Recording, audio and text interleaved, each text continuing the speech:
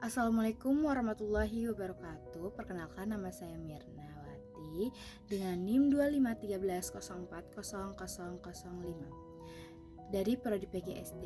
Di sini saya akan menjelaskan pendidikan berbasis Man and Culture untuk memenuhi penilaian ujian akhir semester mata kuliah pengantar pendidikan dengan dosen pengampu Ibu Robiatul Munaja SPD MPD.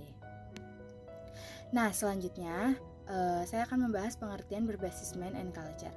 Nah, pendidikan berbasis Man and Culture ini adalah sebuah pendekatan pembelajaran yang menyelaraskan cara kerja otak dengan nilai-nilai budaya yang ada di masyarakat gitu.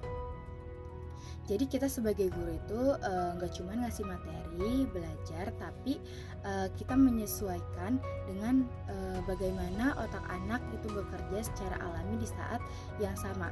Jadi kita nggak memaksakan gitu.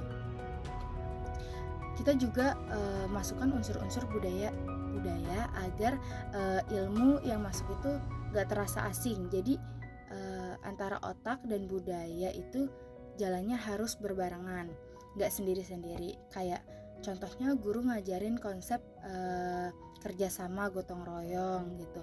Jadi bukan hanya teori, tapi juga mengajarkan siswa melakukan kerja bakti di sekolah. Nah, hal ini itu sesuai dengan cara kerja otak belajar melalui pengalaman nyata atau main, sekaligus menanamkan nilai-nilai luhur budaya gitu, culture. Nah, sekarang kita masuk ke poin pertama, yaitu ada pendidikan berbasis mind atau berbasis otak dan mental gitu. Di sini fokus utamanya adalah memahami bagaimana si anak usia SD itu belajar secara biologis dan psikologis gitu. Kenapa sih ini penting? Karena setiap anak itu punya cara kerja otak yang berbeda-beda. Kita sebagai pendidik atau calon guru harus tahu cara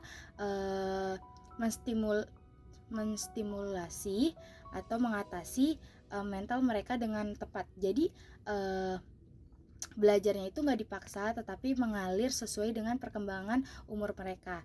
Nah, di sini guru bisa menggunakan metode visual atau warna-warni. Yang kita tahu anak SD itu suka banget warna-warni, atau kalau kita ngejelasin pakai warna-warna tuh mereka cepat banget tangkepnya gitu, lebih mudah memahami.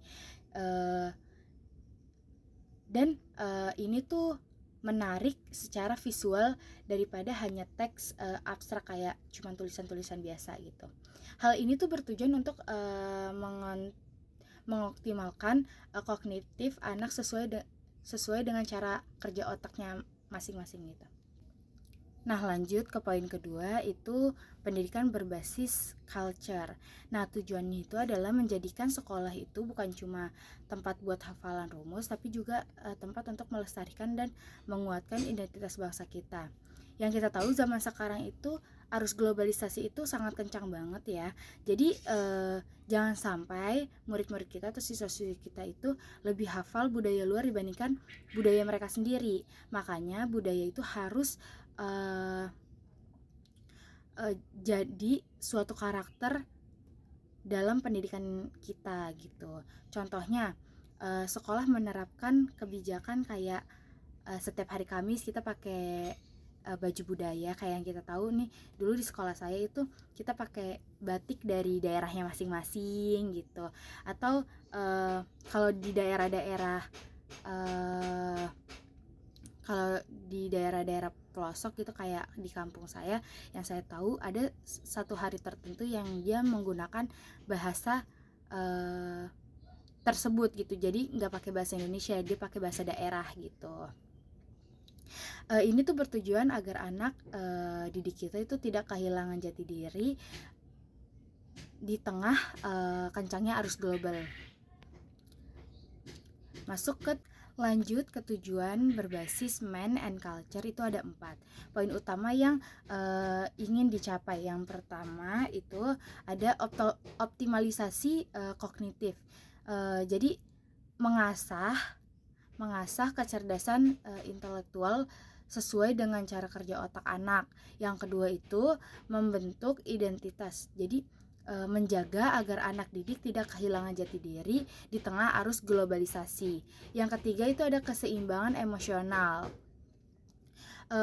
Membangun kecerdasan emosional melalui interaksi sosial yang berbudaya gitu. Yang keempat ada relevansi belajar, membuat materi pelajaran terasa dekat dan berguna bagi kehidupan sehari-hari di lingkungannya. Nah, implementasi di sekolah dasar pada kurikulum kita bisa masukkan konteks lokal. Contohnya ini pas pembelajaran matematika, kita bisa ajak anak-anak belajar berhitung pakai biji-bijian atau pakai kacang-kacangan. Jadi itu lebih kayak kelihatan seru karena berbeda, dan itu mengingatkan kita pada pembelajaran lokal gitu. Yaitu yang selanjutnya itu ada metode belajar. Metode belajar ini kita bisa pakai project based learning, kayak bertemanya tentang budaya lokal gitu. Terus ada lingkungan sekolah, kita bisa memberikan tugas kayak menghias kelas yang bernuansa budaya, atau kita bisa di hari-hari tertentu kita menyuruh siswa-siswa tersebut memakai pakaian dari daerahnya masing-masing dan menceritakan atau menggunakan bahasa mereka masing-masing. Jadi kita bisa tahu apa yang mereka katakan, oh ternyata ini artinya begini. Jadi kita melestarikan dan tidak melupakan budaya di lingkup sekolah gitu. Yang keempat itu ada evaluasi.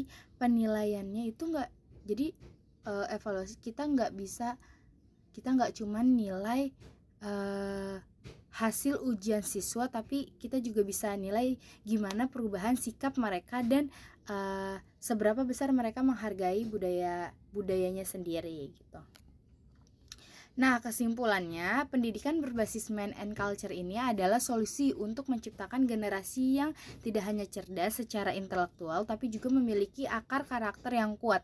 Di tingkat SD, pendekatan ini itu sangat krusial karena merupakan masa pembentukan pondasi berpikir dan kepribadian anak gitu.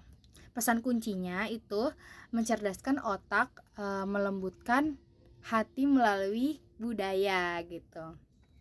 Oke, cukup sekian dari saya. Kurang lebihnya mohon maaf kalau ada salah-salah kata. Wassalamualaikum warahmatullahi wabarakatuh. Dadah.